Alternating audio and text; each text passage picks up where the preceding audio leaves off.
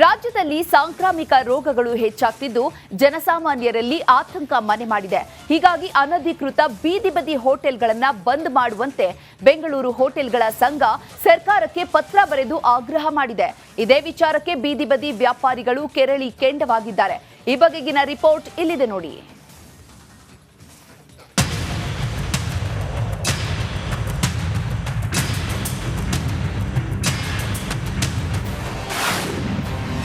ಬೀದಿ ಬದಿ ಹೋಟೆಲ್ ಬಂದ್ಗೆ ಆಗ್ರಹ. ಹೋಟೆಲ್ಗಳ ಸಂಘದ ವಿರುದ್ಧ ಆಕ್ರೋಶ. ನಗರದಲ್ಲಿ ಕಾಲರ ಸಾಂಕ್ರಾಮಿಕ ರೋಗ ಸದ್ದು ಮಾಡ್ತಿದೆ. ಇದೀಗ ಇದೇ ವಿಚಾರ ಮುಂದಿಟ್ಕೊಂಡು ನಗರದಲ್ಲಿರುವ ಸುಮಾರು 30,000 ಅನಧಿಕೃತ ಬೀದಿ ಬದಿ ಹೋಟೆಲ್ಗಳನ್ನು ಬಂದ್ ಮಾಡುವಂತೆ ಬೃಹತ್ ಬೆಂಗಳೂರು ಹೋಟೆಲ್ಗಳ ಸಂಘ ಆಗ್ರಹ ಮಾಡಿದೆ. ಇತ್ತೀಚೆಗೆ ಕಾಲರದಂತ ಸಾಂಕ್ರಾಮಿಕ ರೋಗಗಳು ಹಬ್ಬುತ್ತಿರುವುದು ಆಶ್ಚರ್ಯಕರವಾಗುತ್ತಿದೆ. ಈ ಸಂದರ್ಭದಲ್ಲಿ ನಾವೆಲ್ಲರೂ ಬಹಳಷ್ಟು ಜಾಗೃತರಾಗಿರಬೇಕು. ವಿಶೇಷವಾಗಿ ಬೀದಿ ಬದಿ ತಿಂಡಿ ವ್ಯಾಪಾರಗಳನ್ನು ತಕ್ಷಣ ಸ್ಥಗಿತಗೊಳಿಸಬೇಕು. ಆರೋಗ್ಯ ಇಲಾಖೆ ಹಾಗೂ ಬಿಬಿಎಂಪಿಯವರು ಕಾರ್ಯನಿರ್ವಹಿಸಿ ಎಲ್ಲ ಬೀದಿ ಬದಿ ವ್ಯಾಪಾರಗಳನ್ನು ನಿಲ್ಲಿಸುವುದು ಅತ್ಯಗತ್ಯ. ಸಾಮಾನ್ಯ ಹೋಟೆಲ್ಗಳಲ್ಲೂ ಸ್ವಚ್ಛತೆಯ ಕೊರತೆ ಇದೆ. ಗೋಬಿ ಮಂಚೂರಿ ಮುಂತಾದ ಪದಾರ್ಥಗಳಿಗೆ ಹಾನಿಕಾರಕ ಬಣ್ಣಗಳನ್ನು ಮಿಕ್ಸ್ ಮಾಡಲಾಗ್ತಿದೆ. ಸಾಮಾನ್ಯ ಹೋಟೆಲ್ಗಳು ಸಹ ಫುಟ್ಪಾತ್ಗೆ ಬಂದು ವ್ಯಾಪಾರವನ್ನ ಮಾಡ್ತಿದ್ದಾರೆ. ಇಂತಹವುಗಳನ್ನ ಮೊದಲು ತಡೆಗಟ್ಟಿ ಹೋಟೆಲ್ಗಳ ಸಂಘ ಬರೆದ ಪತ್ರವನ್ನ ಯಾವುದೇ ಕಾರಣಕ್ಕೂ ಪರಿಗಣಿಸಬಾರದು ಅಂತ ಬೀದಿ ಬದಿ ವ್ಯಾಪಾರಿಗಳ ಸಂಘದ ಅಧ್ಯಕ್ಷ ರಂಗಸ್ವಾಮಿ ಒತ್ತಾಯವನ್ನ ಮಾಡಿದ್ದಾರೆ. ನಮ್ಮ ಬೀದಿ ಬದಿ ವ್ಯಾಪಾರಿಗಳನ್ನ ಎತ್ತಂಗಡಿ ಮಾಡಿ ಅವ್ರನ್ನ ತೆರವುಗೊಳಿಸಬೇಕನ್ನೋದು ನಾನು ಹೋಟೆಲ್ ಮಾಲೀಕರಿಗೆ ತಿಳಿಸ್ತಾ ಇದ್ದೀನಿ. ಬೀದಿ ಬದಿ ವ್ಯಾಪಾರ ಕೆಣಕಬೇಡಿ. ನಿಮ್ಮಲ್ಲಿ ಎಷ್ಟೋ ಜನ ಫುಟ್ಪಾತ್ಗೆ ಬಂದು ವ್ಯಾಪಾರ ಮಾಡ್ತಾರೋ ನಾಚಿಕೆ ಆಗಲ್ಲ ನಿಮಗೆ? ನಾವು ಸಹಿತ ಸರ್ಕಾರಕ್ಕೆ ಮನವಿ ಕೊಡ್ತೀವಿ. ಇದು ಹೋಟೆಲ್ ಮಾಡತಕ್ಕಂಥದ್ದು ಖಂಡನೆ, ಇದನ್ನು ಪರಿಗಣಿಸಬಾರ್ದು ಅಂತೇಳಿ ನಾನು ಸರ್ಕಾರಕ್ಕೆ ಮತ್ತು ಆಫೀಸರ್ಗೆ ಮನವಿಯನ್ನು ಕೊಟ್ಟು ನೀವು ಹೆಂಗೆ ಧುಮುಕ್ತಾರೋ ನಾವು ಅದೇ ಥರ ಧುಮುಕಿಗೆ ನಾವು ಸಿದ್ಧವಾಗಿದೆ ಅಂತ ಹೇಳಿ. ಒಟ್ಟಾರೆ ನಗರದಲ್ಲಿ ಕಂಡು ಬರ್ತಾ ಇರುವ ಸಾಂಕ್ರಾಮಿಕ ರೋಗಗಳು ಹೋಟೆಲ್ ಮಾಲೀಕರು ಹಾಗೂ ಬೀದಿ ಬದಿ ವ್ಯಾಪಾರಿಗಳ ನಡುವಿನ ಸಂಘರ್ಷಕ್ಕೆ ಕಾರಣವಾಗಿದೆ. ಬಿಬಿಎಂಪಿ ಹಾಗೂ ಆರೋಗ್ಯ ಇಲಾಖೆ ಯಾವ ರೀತಿ ಕ್ರಮ ತೆಗೆದುಕೊಳ್ಳುತ್ತೆ ಎಂಬುದನ್ನು ಕಾದು ನೋಡಬೇಕಿದೆ. Veeresh Hiremath, metro bureau, republic Kannada.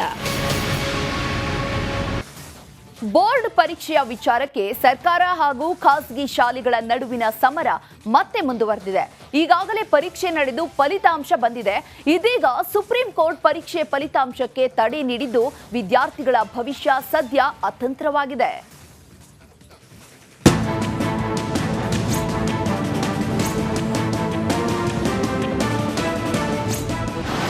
Board ಪರೀಕ್ಷೆ ಫಲಿತಾಂಶಕ್ಕೆ ತಡೆ.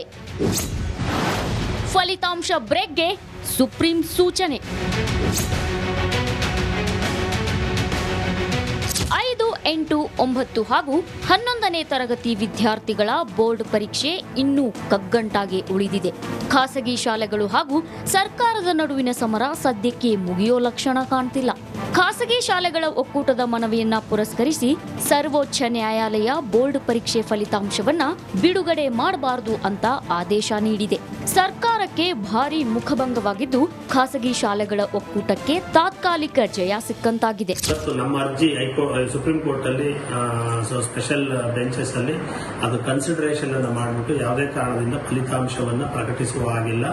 ಅದರ ಜೊತೆಗೆ ಆ ಎಕ್ಸಾಮ್ ಏನ್ ಮಾಡಿದಿರೋ ಅದು ಅಸಿಂಧು, ಇದು ಕಾನೂನು ರೀತಿಯಲ್ಲಿ ಇಲ್ಲ, ಇದು ಕಾನೂನಿನಲ್ಲಿ ಅವಕಾಶ ಇಲ್ಲ ಆ ಮಕ್ಕಳುಗಳಿಗೆ ಪರೀಕ್ಷೆಯನ್ನು ನಡೆಸೋದು ಅಂತ ಹೇಳಿ ಇವತ್ತು ಏನು ಸುಪ್ರೀಂ ಕೋರ್ಟ್ ದ್ವಿಸದಸ್ಯ ಪೀಠ ಏನು ತೀರ್ಪನ್ನು ನೀಡಿದೆಯೋ ಅದನ್ನ ನಾವು ಸ್ವಾಗತಿಸ್ತೀವಿ. ಈಗಲಾದರೂ ರಾಜ್ಯ ಸರ್ಕಾರ ಮತ್ತೆ ಏನು ಶಿಕ್ಷಣ ಇಲಾಖೆ ಇದೆಯೋ ಅದನ್ನ ಅರ್ಥ ಮಾಡ್ಕೋಬೇಕು. ನಾವು ತಪ್ಪನ್ನ ಮಾಡ್ತಾ ಇದೀವಿ ಅಂತ ಹೇಳಿ ಖಾಸಗಿ ಶಾಲೆಗಳ ಒಕ್ಕೂಟ ಸಂಸ್ಥೆಗಳು 5, 8, 9 ಹಾಗೂ 11ನೇ ತರಗತಿಗೆ ಬೋರ್ಡ್ ಪರೀಕ್ಷೆ ನಡೆಸೋಕೆ ವಿರೋಧಿಸಿ ಹೈಕೋರ್ಟ್ ಮೊರೆ ಹೋಗಿತ್ತು. ಹೀಗಾಗಿ ಹೈಕೋರ್ಟ್ ಪರೀಕ್ಷೆ ಬೇಡ ಅಂತ ಹೇಳಿತ್ತು. ನಂತರ ಸರ್ಕಾರದ ಮೇಲ್ಮನವಿ ವಿಚಾರಣೆ ನಡೆಸಿದ್ದ ಹೈಕೋರ್ಟ್ ವಿಭಾಗೀಯ ಪೀಠ ಬೋರ್ಡ್ ಪರೀಕ್ಷೆಗೆ ಅಸ್ತು ಅಂತ ಹೇಳಿತ್ತು. ಇಷ್ಟಕ್ಕೆ ಸುಮ್ಮನಾಗದ ಸುಪ್ರೀಂ ಮೆಟ್ಟಿಲೇರಿದ್ದ ಖಾಸಗಿ ಶಾಲೆಗಳು ಮೇಲ್ಮನವಿ ಅರ್ಜಿ ಸಲ್ಲಿಸಿದ್ವು. ಇದೀಗ ಅರ್ಜಿ ಪರಿಗಣನೆ ಮಾಡಿರೋ ಸುಪ್ರೀಂ ಬೋರ್ಡ್ ಪರೀಕ್ಷೆಯೇ ಅಸಿಂಧು ಅಂತ ಹೇಳಿ ಫಲಿತಾಂಶಕ್ಕೆ ತಡೆ ನೀಡಿದೆ. ಆದ್ರೆ 5, 8, 9ನೇ ತರಗತಿಗಳ ಫಲಿತಾಂಶ ಇಂದು ಬೆಳಗ್ಗೆಯೇ ಬಿಡುಗಡೆಯಾಗಿದೆ. ಅಲ್ಲದೆ ಕಳೆದ ತಿಂಗಳು 11ನೇ ತರಗತಿ ಫಲಿತಾಂಶ ಕೂಡ ಪ್ರಕಟವಾಗಿದೆ. 5, 8, 9 ಅದರಲ್ಲೂ 9ನೇ ತರಗತಿಯ ಫಲಿತಾಂಶದ ಗೊಂದಲ ಇದೆ. ಅವ್ರನ್ನ ಮಾತ್ರ ತಡೆ ಹಿಡಿದು ಉಳಿದಿರುವಂತ ಫಲಿತಾಂಶವನ್ನ ಈಗಾಗಲೇ ನಾವುಗಳು ಪ್ರಕಟ ಮಾಡಿದ್ದೇವೆ.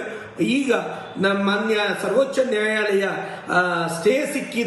ಸ್ಟೇ ಕೊಟ್ಟಿದೆ ಅನ್ನತಕ್ಕಂಥ ಅಂಶಗಳು ನಮಗೆ ಮಾಹಿತಿ ದೊರಕಿದೆ. ಆದ್ರೂ ಕೂಡ ಅನೇಕ ಶಿಕ್ಷಣ ಸಂಸ್ಥೆಗಳಲ್ಲಿ, ನಮ್ಮ ಶಿಕ್ಷಣ ಸಂಸ್ಥೆಗಳಲ್ಲಿ ಕೂಡ ಫಲಿತಾಂಶ ಕೊಟ್ಟಿರೋದ್ರಿಂದ ಮತ್ತೊಮ್ಮೆ ಎಲ್ಲೋ ಒಂದ್ ಕಡೆ ಗೊಂದಲಕ್ಕೆ ಎಡೆ ಮಾಡಿಕೊಟ್ಟಿದೆ ಅಂತ ನಾವು ಭಾವಿಸ್ತೇವೆ.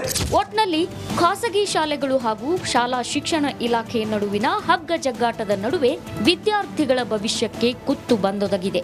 ಈ ಬಗ್ಗೆ ಸರ್ಕಾರ ಯಾವ ನಿರ್ಧಾರ ತೆಗೆದುಕೊಳ್ಳುತ್ತೆ ಅನ್ನೋದನ್ನ ಕಾದು ನೋಡಬೇಕಿದೆ. Veeresh Hiremath, metro bureau, republic Kannada.